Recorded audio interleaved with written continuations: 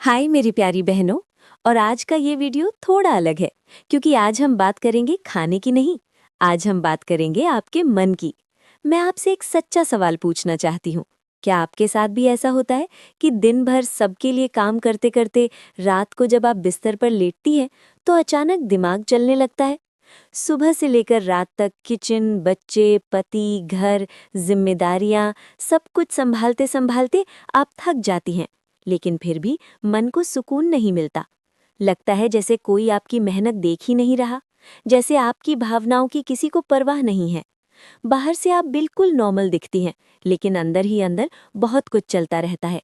यही over thinking धीरे धीरे आपको कमजोर बनाने लगती है, आत्मविश्वास खत्म होने लगता है और खुद पर भरोसा डगमगाने लगता है।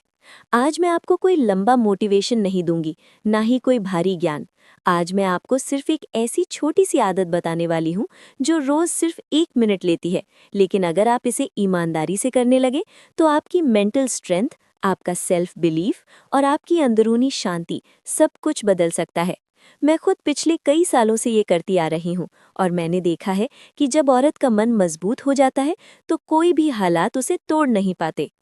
मेंटली कमजोर होना आपकी गलती नहीं है। एक हाउसवाइफ की लाइफ ही ऐसी होती है कि वो अपनी हर भावना को दबाना सीख जाती है। कोई कुछ बोल दे तो चुप, मन दुखी हो तो भी चुप, थकान हो तो भी चुप। लेकिन जब ये सब बातें बाहर नहीं निकलती तो दिमाग के अंदर घूमती रहती हैं और वहीं से ओवर थिंकिंग शुरू होती है। फिर हम मोबाइल पर बेवजह स्क्रॉल करने लगते हैं, सीरियल्स में खो जाते हैं, बिना भूख के खाते हैं या खुद को ही दोष देने लगते हैं। अंदर से ऐसा लगने लगता है कि जिंदगी हमारी कंट्रोल में नहीं है, बस चल रही है। यहीं पर जर्नलिंग बहुत काम आती है। जर्नलिंग का मतलब ये नहीं है कि आपको लंबा चौड़ा लिखना है या बहुत सुंदर शब्दों में कुछ लिखना है। जर्नलिंग का मतलब है अपने मन का बोझ कागज पर उतार देना। सबसे पहले तरीका है 1 लाइन जर्नलिंग। ऐसे दिन जब आपका मन बिल्कुल नहीं करता कुछ लिखने का, तब भी सिर्फ 1 लाइन लिखिए।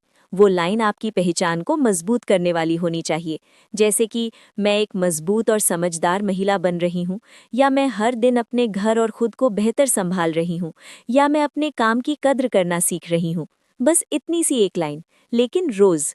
धीरे धीरे आपका दिमाग इस बात को सच मानने लगता है और आप खुद को कमजोर नहीं, मजबूत महसूस करने लगती हैं। दूसरा तरीका है 3 वाई जर्नलिंग, जो ओवर थिंकिंग तोड़ने में बहुत मदद करता है। जब कोई बात आपको बहुत परेशान कर रही हो, किसी ने कुछ कह दिया हो या कोई सिचुएशन आपको अंदर से खा रही हो, तो उस पर रोने या बार बार सोचने की जगह खुद से 3 सवाल पूछिए। पहला, मुझे बुरा क्यों लगा? दूसरा, मुझे ऐसा महसूस क्यों हुआ? और तीसरा, इसका समाधान क्या हो सकता है? जैसे अगर किसी ने आपको ताना मारा और आपको बुरा लगा, तो जब आप 3 बार क्यों पूछती हैं तो आखिर में आपको समझ आता है कि असली समस्या सामने वाले की बात नहीं, बल्कि आपकी खुद की थकान या आपकी अनदेखी है। और जब समस्या साफ हो जाती है तो समाधान भी दिखने लगता है। तब आप उस बात में फंसी नहीं रहती, बल्कि उससे बाहर निकल आती हैं। तीसरा और सबसे ज़रूरी तरीका है फॉरगिवनेस जर्नलिंग, यानी खुद को माफ़ करना। हम औरतें अपनी गलतियों को कभी भूल नहीं पाती, बार बार खुद को याद दिलाती रहती हैं कि मुझसे ये गलती हो गई, मुझसे वो ठीक नहीं हुआ। लेकिन सच्चाई ये है कि कोई भी इंसान परफेक्ट नहीं होता। आप एक इंसान हैं, आपसे भी गलतियां होंगी। जर्नल में बस इतना लिखिए कि मैं इंसान हूँ, मुझसे गलती हो सकती है, लेकिन मैं अपनी गलती नहीं हूँ। मैं आज खुद को माफ़ करती हूँ। जब आप खुद को माफ़ करना सीख जाती हैं तो आपका मन हल्का हो जाता है और आप आगे बढ़ने लगती हैं। चौथा तरीका है ग्रैटिट्यूड जर्नलिंग, यानी शुक्रगुजारी लिखना। दिन भर हम कितना भी काम कर लें, दिमाग वहीं अटक जाता है जो अधूरा रह गया, जो किसी ने कह दिया, जो हमें नहीं मिला। सुबह से रात तक मेहनत करते हुए अगर एक भी इंसान ये न बोले कि अच्छा किया, तो दिन भारी हो जाता है। धीरे धीरे ऐसा लगने लगता है कि मेरी जिंदगी में कुछ अच्छा है ही नहीं। लेकिन सच्चाई ये है कि अच्छा हर दिन होता है, बस हम देख नहीं पाते। जर्नलिंग का ये तरीका आपको वही देखना सिखाता है। रात को सोने से पहले या सुबह उठते ही बस 1 लाइन लिखिए कि आज ऐसा क्या था जिसके लिए आप शुक्रगुजार हो सकती हैं। बहुत बड़ी बात नहीं, बहुत छोटी भी चलेगी। जैसे आज बच्चों ने बिना कहे खाना खा लिया, आज पति ने चाय के लिए धन्यवाद कहा, आज आपने खुद को टूटने नहीं दिया। जब आप रोज सिर्फ एक अच्छी बात लिखती हैं तो आपका दिमाग धीरे धीरे शिकायत करना छोड़ देता है और सुकून ढूंढना सीख जाता है। और जिस औरत के अंदर सुकून आ जाता है, उसे कोई भी परिस्थिति अंदर से हिला नहीं पाती। 5वां तरीका है इमोशन डंप जर्नलिंग, यानी मन का सारा कचरा बाहर निकाल देना। कुछ दिन ऐसे होते हैं जब ना रोने का मन करता है, न किसी से बात करने का, बस अंदर बहुत कुछ जमा होता है। गुस्सा, थकान, अकेलापन, वो बातें जो किसी से कह नहीं सकते। ऐसे में हम या तो चुप हो जाते हैं या मोबाइल में खो जाते हैं, लेकिन अंदर का बोझ और बढ़ता जाता है। इस जर्नलिंग में आपको कुछ भी सुंदर लिखने की जरूरत नहीं है। बस 1 मिनट के लिए जो मन में है, जैसा है वैसा ही कागज पर उतार दीजिए। अधूरे वाक्य, टूटी लाइनें, गुस्से वाले शब्द, सब चलेगा। ये जर्नल किसी को दिखाने के लिए नहीं है, ये आपके मन की सफाई के लिए है। जब आप वो सब लिख देती हैं जो अंदर घूम रहा होता है, तो दिमाग को ऐसा लगता है जैसे किसी ने बिना टोके आपकी पूरी बात सुन ली हो। और यकीन मानिए, जब मन हल्का होता है तो सोच भी साफ हो जाती है। छठा तरीका है टुमारो इंटेंशन जर्नलिंग, यानी कल के लिए एक इरादा लिखना। अक्सर हम सुबह उठते हैं और दिन हमें चलाने लगता है। कोई कुछ बोल देता है, मूड खराब हो जाता है, बच्चे नहीं मानते, चिढ़ हो जाती है, पूरा दिन बस रिएक्शन में निकल जाता है। लेकिन जब आप रात को सोने से पहले अपने दिमाग को एक दिशा दे देती हैं, तो अगला दिन थोड़ा आपके कंट्रोल में आ जाता है। जर्नल में सिर्फ एक लाइन लिखिए कि कल आप खुद के साथ कैसे रहना चाहती हैं। जैसे, कल मैं खुद से प्यार से बात करूंगी, कल मैं हर बात दिल पर नहीं लूंगी, कल मैं खुद को दूसरों से कम नहीं समझूंगी। ये एक लाइन आपका दिमाग सोते वक्त भी सुनता है और अगली सुबह आप खुद को थोड़ा ज्यादा शांत, थोड़ा ज्यादा मजबूत महसूस करती हैं। आप परफेक्ट नहीं बनती, लेकिन पहले से बेहतर जरूर बनती है। तो मेरी प्यारी बहनों, ये 6 जर्नलिंग तरीके कोई भारी टास्क नहीं है। ये आपकी जिंदगी में बस 1 मिनट मांगते हैं, लेकिन बदले में आपको वो देते हैं जो सालों की चुप्पी ने छीन लिया था, आपकी मेंटल स्ट्रेंथ, आपका आत्मविश्वास और आपका सुकून।